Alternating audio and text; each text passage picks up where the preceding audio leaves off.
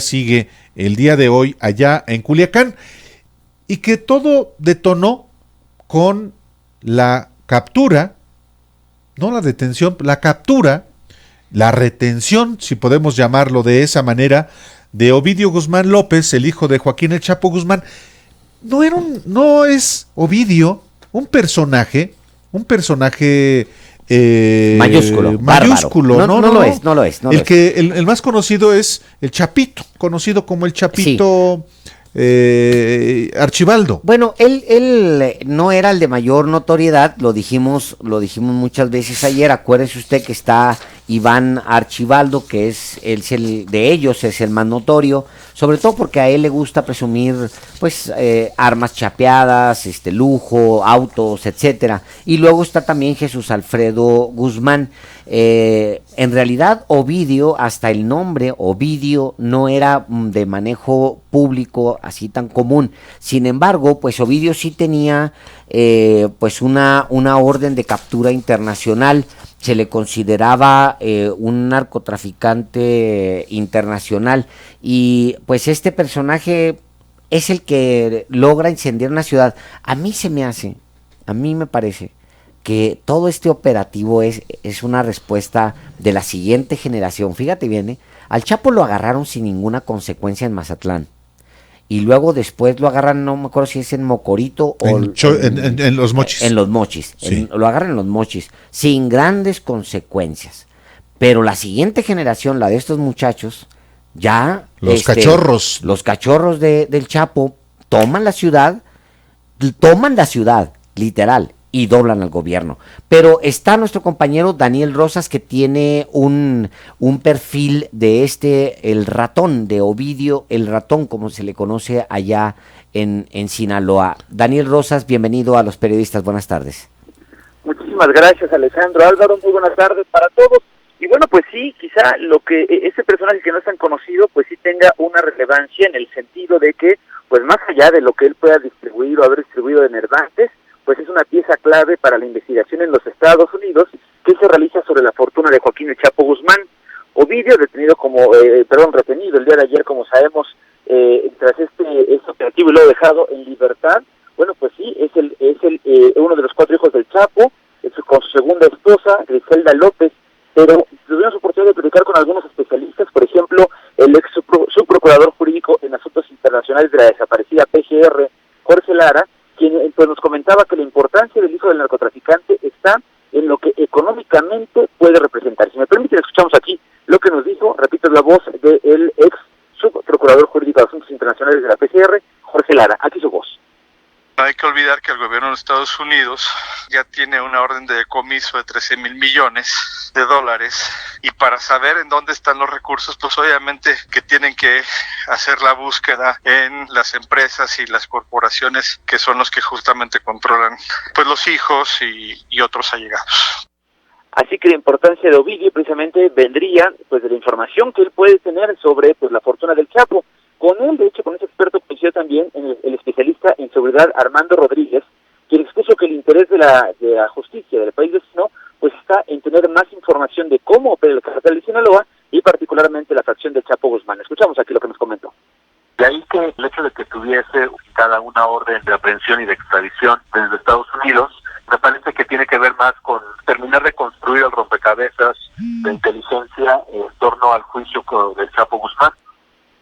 En julio, su padre, Joaquín El Chapo Guzmán Loera, creador del cártel de Sinaloa, como sabemos, pues fue sentenciado ya a cadena perpetua en los Estados Unidos. Pero sobre el destino de su fortuna existen todavía dudas, e incluso el presidente Andrés Manuel López Obrador, hace algunas semanas en su conferencia mañanera, aseguró que se hace amarillismo sobre pues el monto, que no debe ser tan alto como se especula. Por lo pronto, Ovidio Guzmán López, acusado por el Departamento de Justicia de los Estados Unidos de conspiración para importar y distribuir drogas en la Unión Americana junto con su hermano Joaquín Guzmán López, de 64 años, pues fue retenido el día de ayer alrededor de las 3 de la tarde, fue cuando se dio este operativo. Le hago referencia a la hora porque, bueno, pues esto, de acuerdo con los expertos, podría hablar pues de lo que ya se reconoció el día de hoy, de pues este operativo fallido. La captura no fue una casualidad, como dijo, y después se corrigió el propio secretario de Seguridad, Alfonso Durazo, porque, pues como ya lo referían ustedes, existe ya una orden de aprehensión girada por un fiscal norteamericano. De tal manera que para Armando Rodríguez, lo que se vio en Culiacán el día de ayer y que derivó pues en este saldo que ya conocemos, de 8 muertos y bloqueos, agresiones a soldados, miembros de la Guardia Nacional, quema de vehículos y bloqueos, pues va más allá de lo que se ha planteado. Podría significar, dicen los expertos, pues una falta de planeación en riesgos. Vamos a escuchar en este caso lo que nos comentó Armando Rodríguez en torno al operativo de ayer. Ya el 30 de septiembre de 2016 se había hecho fehaciente la capacidad de fuego del cártel de Sinaloa y además la capacidad de movilización, justo cuando habían recuperado de una detención a uno de los miembros de la facción de Joaquín El Chapo Guzmán. No puede ser que se cometieran precipitaciones o errores de este tipo cuando ya se tenía un antecedente muy claro. De ahí que él considera pues que hay esta falta precisamente de previsión de riesgos, y con él coincidió Jorge Lara, pero Jorge Lara fue más allá, a la asegurar que todavía más grave que el operativo fallido, pues es, dice él, por la versión que aparentemente hay por parte del presidente López Obrador para enfrentar a los cárteles de manera frontal. Vamos a escuchar aquí la manera en cómo lo mencionó. No hubo la previsión de inteligencia. Sabemos que Culiacán es una plaza controlada. Los operativos en Culiacán son muy complicados de suyo, pero pues había que tomar la ventana de oportunidad y pues vimos que no se hizo con la contundencia del caso y con los costos que ahora estamos viendo que se están pagando. Bueno, pues finalmente expuso el experto lo que se deja ver también, o lo que se puede leer del operativo del día de ayer, pues tiene que ver con que, pues a pesar de los dichos del presidente López Obrador de que pues se tiene que terminar con esta guerra inútil, bueno, pues sí hay evidentemente una labor por parte de la policía que tiene que fortalecerse ante precisamente este desplegado de fuerza y de movilización que pueden hacer cuando menos fracciones del cártel de Sinaloa. Pues el reporte que les tengo, Álvaro, Alejandro, amigos. Muchísimas gracias, Daniel Rosas, por tu reporte. Muy buenas tardes. Hasta luego, muy buenas tardes. Univisión Investiga, la periodista Penilei Ramírez Fernández publica este día que la Guardia Nacional ubicó a la novia de Ovidio Guzmán y así fue como dieron con él, pero pues bueno, como usted sabe, el operativo se salió de control. Sí, efectivamente, en una información que publica hoy Univisión Investiga, se señala lo siguiente. El operativo de inteligencia con el cual el gobierno mexicano pretendía detener a Ovidio Guzmán, hijo de Joaquín El Chapo Guzmán, comenzó hace varias semanas cuando un equipo de seguridad de la Guardia Nacional detectó comunicaciones y trianguló la ubicación de su novia, dijo a Univisión una fuente enterada del proceso de investigación. Dice, agrega este trabajo de Penilei Ramírez, mientras los servicios de inteligencia de la Guardia Nacional lo tenían ubicado, la Fiscalía General procesaba una orden de aprehensión derivada de una solicitud de extradición del gobierno de Estados Unidos, dijo la fuente. Fue el primer paso hacia una situación que se salió de control hacia las 7 de la noche de este 17 de octubre, según chats internos de las autoridades a los que tuvo acceso Univisión Investiga. Lo tenemos detenido, no lo hemos podido sacar, pero lo tenemos, escribía entonces uno de los oficiales a cargo de la operación. Habían llegado 4 horas antes a una casa en la zona de Terríos, en Culiacán, a bordo de camionetas militares y policíacas. Y bueno, cita diversas fuentes y concluye que el operativo se llevó a cabo por fuerzas especiales del Ejército, pero en conjunto con la Guardia Nacional, y los participantes no contaban con la orden de aprehensión ni con la orden de cateo a la mano al momento de intervenir en el domicilio. Es algo de lo que nosotros venimos diciéndole. ¡Híjole! Es eso, exactamente, pero resalta un dato, Álvaro, que es importante. La Guardia Nacional, que sí depende casi, digamos que es el cuerpo que depende más de Alfonso Durazo, es el que traía el operativo.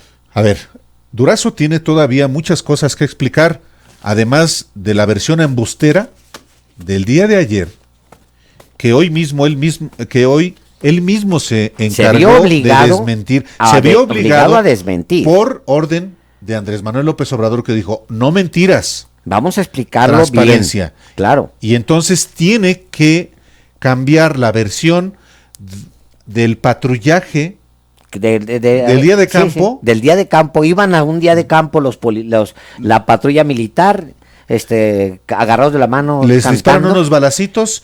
Voltean, ellos entran a la casa desde donde les dispararan como si les hubieran tocado la puerta. Bueno, igual era un cazador de conejos. es evidente que se trató de un operativo no solamente fallido, como lo reconoció hoy mismo el propio Durazo y el secretario de la Defensa. Y el secretario Por supuesto. rudito.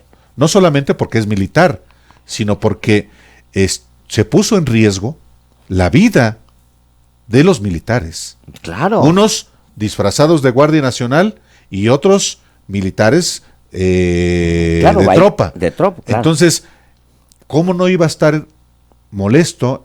Que es parte también de los pleitos internos que hay en el gabinete del presidente, que por cierto, tardaron horas y horas en manifestar siquiera una posición de respaldo a la decisión asumida por el presidente López Obrador.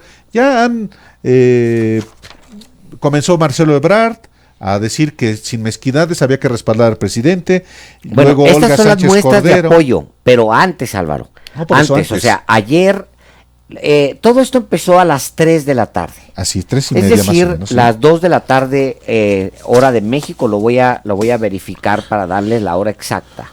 A las 3 de la tarde allá en Culiacán empieza esto. Efectivamente, era a las 2 de la tarde en la Ciudad de México cuando empezó todo. Nosotros nos fuimos de aquí, dimos la última transmisión a las 9 de la noche cerradas, Sí. y no había nada absolutamente del gobierno federal, de la Oficina de Comunicación del gobierno federal. Nada. Nada. Solamente algunos recomendaciones de que cuidado, que Sí. exacto, allá en Culiacán es La una única hora versión menos. del gobierno fue la versión embustera de Alfonso Durazo. Fue lo único. Un vacío de comunicación en todos los órdenes. Un remate de semana terrible para el Sí. gobierno de Andrés Manuel Sí. López Obrador. Sí, Una semana para la historia, una semana que tiene que representar, va a representar un punto de quiebre de su gobierno que está por cumplir 11 meses y que en materia de seguridad, como de economía,